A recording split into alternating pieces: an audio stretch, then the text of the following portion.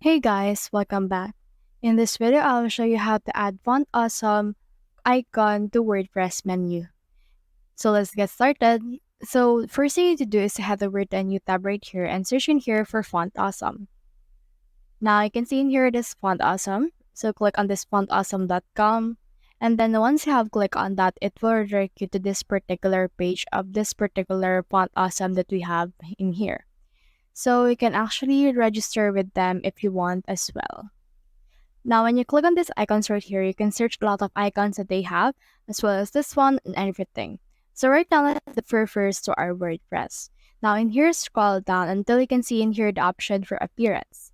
Now, in here, click on this menus. And in here, you can see in here the menus that I have.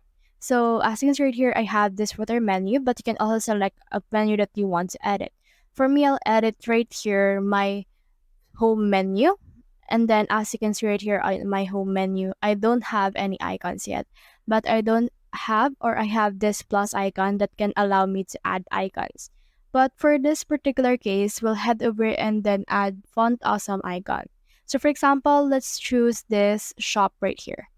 Now let's search in here for icon for shop. So let's type in here shop, and then it will search for that particular icon right here. So you can choose which shop icon you want. Some are pro, while some are actually not paid. So for example, let's choose this shop icon right here. Let's click on that. And then once you have clicked on that particular icon, it will direct you to this page. Now you can see in here this HTML. So what we can do is we can head over and copy this. Once you have copied this, you need to head over right here to your store. And then in here, you can see our shop. So you can click on this one or you can expand it as well. And you can have in here this navigation label. So what you can do is you can head over and then change this up. It will be displayed like that. And in here, let's put in here the actual name with this shop. And then click on this save menu right here. So as you can see right here, this will save our menu. Once you have done that, you should be able to see right here the next icon that will be added for this one.